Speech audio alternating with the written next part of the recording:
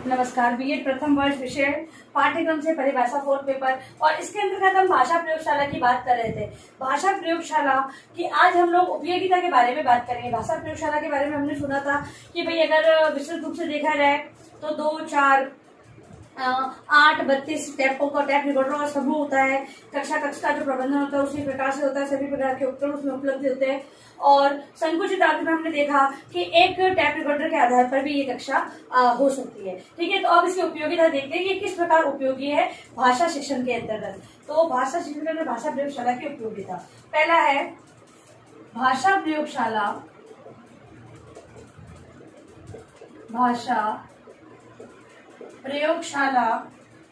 पाठ स्वयं पूर्ण तथा स्व आश्रित होते हैं। पहली उपयोगिता बताई गई है कि ये पाठ स्वयं पूर्ण होते हैं या स्व आश्रित होते हैं। जैसे कि हमने बात की थी कि भाषा प्रयोगशाला है वह बालकों को स्व अध्ययन के लिए, मतलब कि बालकों के उच्चारण से संबंधित वहां पर स्व अध्ययन किया जा सकता है, लेकिन शिक्षक की मॉनिटरिंग में। ठीक है, तो यहाँ पर जो पाठ है, मतलब कि यहाँ पर शिक्षक को पूर्व तैयारी करनी होती है। बाद में जो सारा कार्य है वो भाषा प्रयोगशाला के अंदर स्वतः ही संचालित होता है, क्योंकि एक क्रमिक संयोजन इसके अंतर्गत होता है। बीच बीच में अध्यापक को यहाँ पर समझाने की कोई आवश्यकता नहीं होती है। इसीलिए यहाँ पर कहा गया है कि भाषा प्रयोगशाला पाठ स्वयं पूर्ण या स्व आश्रित होते हैं। शिक्षक का प्रतिस्थापन नहीं करते, लेकिन अपने आप में ही पूर्ण होते हैं। पहली उपयोगिता। दूसरा है शिक्षार्थी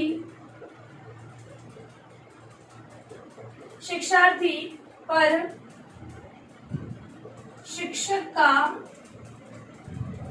भय, उसकी उदासीनता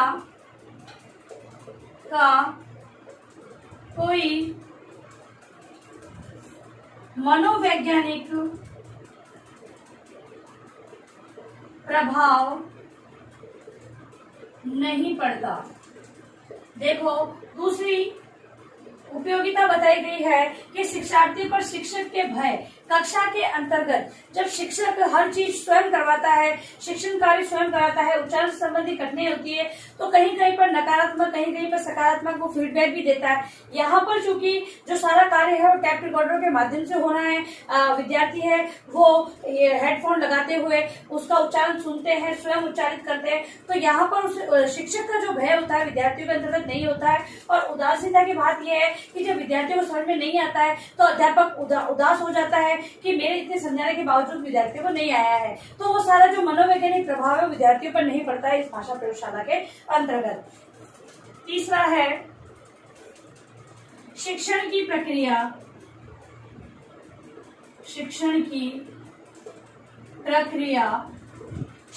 प्रक्रिया मुख्यतः अभ्यासोन्मुख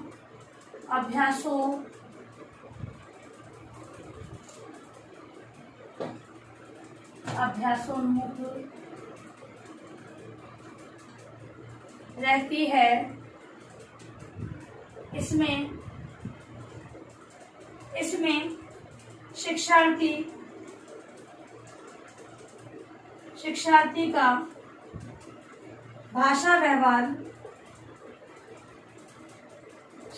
का भाषा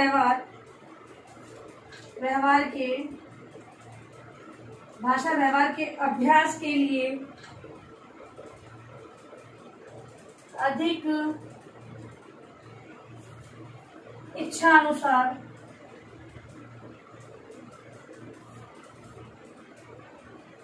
विद्यार्थी को भाषा व्यवहार के लिए अभ्यास के लिए अधिक इच्छानुसार अवसर मिलते हैं।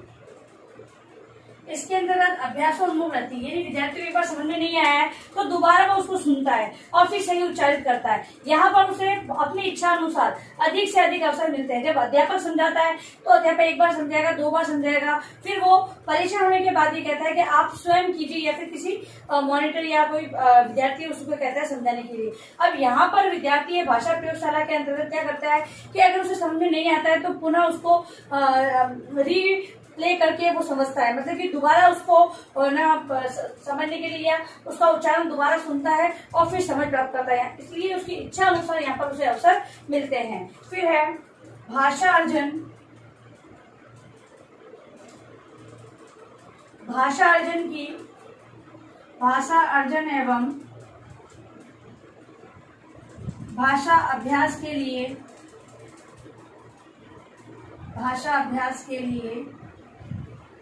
उपयुक्त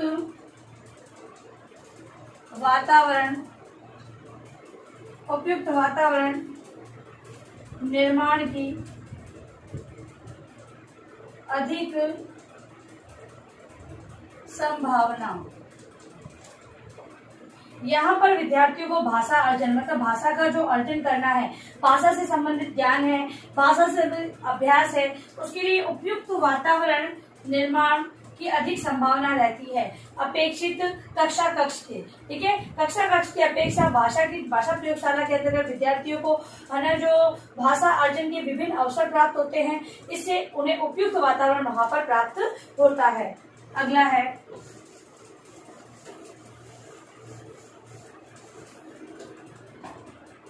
भाषा प्रयोगशाला में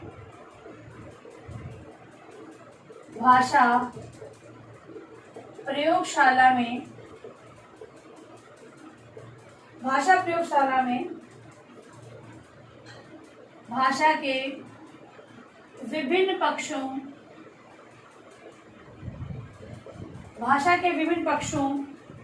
या कौशलों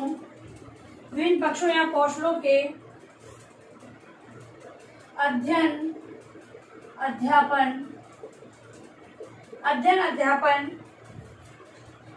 की अधिक सरलता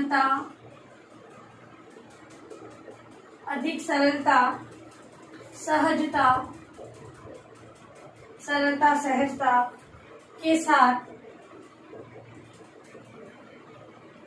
किया जाता है। अभ्यास। ठीक है, अभ्यास।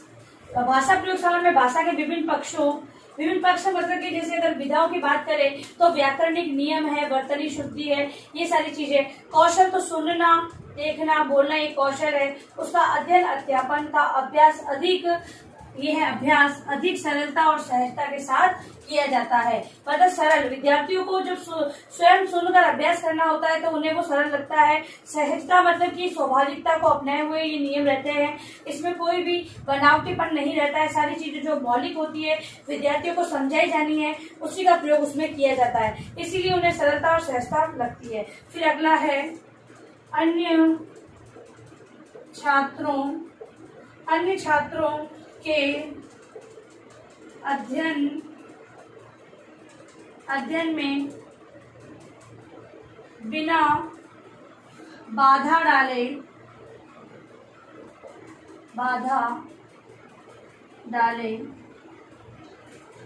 डालते हुए धीमी गति वाले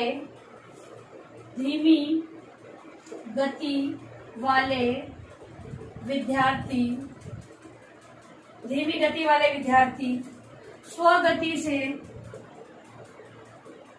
अभ्यास करते हैं। अगली उपयोगिता इसकी यह मानी जाती है कि यहाँ पर अन्य छात्र जो प्रतिभाशाली बालक है या फिर जो समझदार, ये सामान्य बालकों की हम बात कर रहे हैं, मंद बुद्धि या फिर धीमी गति वाले बालकों की यहाँ पर बात छोड़ते हुए हम लोग सामान्य बालकों की बात कर रहे हैं, वो धीमी गति से पढ़ने वाले बालकों की अपेक्षा बहुत अधिक तीव्र गति से पढ़ते हैं। तो यहाँ पर क्या होता है कि कक्षा कक्ष में ये होता है कि अध्यापक को सभी को लेकर चलना होता है। जब कक्षा में बहुत सारे बच्चे धीमी गति से समझने वाले होते हैं तो अध्यापक 2-4 प्रतिभाशाली बालकों की ओर न ध्यान देते हुए धीमी गति के बालकों की तरह पढ़ाना प्रारंभ कर देते हैं। वहां पर क्या होता है, प्रतिभाशाली बालक है, उन्हें वो वातावरण रुचिकर नहीं लगता है ना। तो वहां पर कक्षा कक्ष में तो अध्यापक को इस प्रकार अपनाना होता है, लेकिन यहाँ पर तो क्या है, वो सभी स्व अभ्यास कर रहे हैं, क्योंकि ये जो पूरा प्रोग्राम है भाषा प्रयोगशाला का, जो पूरा क्रमिक संयोजन है वो किस प्रकार का होता है, स्वनिर्मित होता है, अपने आप में पूर्ण होता है। तो यहाँ पर क्या होता है, विद्यार्थी स्वयं ही अभ्यास के माध्यम से सीखते हैं। तो अब धीमी गति वाला बालक अगर एक बार नहीं समझ रहा है तो वो दूसरी बार बाकी समझेगा, तीसरी बार समझेगा, अध्यापक की सहायता लेते हुए वो बार बार उसे समझने का प्रयास करेगा। यहाँ पर क्योंकि इंस्ट्रूमेंट है वो अपने हेडफोन लगाते हुए हमें अपना अभ्यास या अपना कार्य करना है, तो यहाँ पर दूसरा विद्यार्थी उसके अंदर इंक्लूड नहीं होता है, तो यहाँ पर कोई परेशानी की बात हो ही नहीं रही है। सभी विद्यार्थी अपने अपने ये कहेंगे अपनी सीट पर बैठते हुए हेडफोन लगाते हुए वो अपना कार्य स्वयं करते हैं। तो धीमी गति वाले वो अपनी गति से करते हैं, जो तीव्र गति वाले वो अपनी गति से इसका कार्य करते हैं। तो इस प्रकार से ये बिना बाधा डालते हुए स्व गति से वो अभ्यास करते हैं।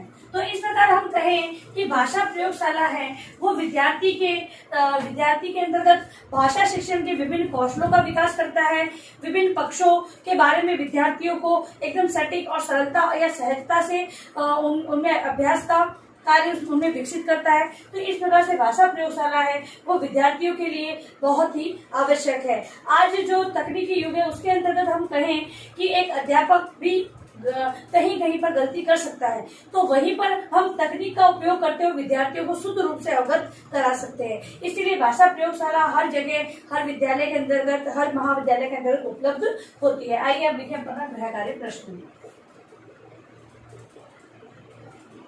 भाषा प्रयोगशाला की उपयोगिता का वर्णन करें। और भी बहुत सारे बिंदु आप बनाकर लिख सकते हैं भाषा प्रयोगशाला की उपयोगिता के अंतर्गत। और अंत में आप लोगों से निवेदन है कि इस महामारी के दौर में कम से कम ये आवश्यक कार्य होने पर घर से बाहर जाते हैं तो 3 बातों का विशेष ध्यान रखें। मास्क लगाएं, सोशल डिस्टेंस का पालन करें और हाथों को बार बार सैनिटाइज करते रहें। और ध्यान रखें अगर अति आवश्यक कार्य हो तभी घर से बाहर निकले, अन्यथा घर पे रहें, सुरक्षित रहें। धन्यवाद।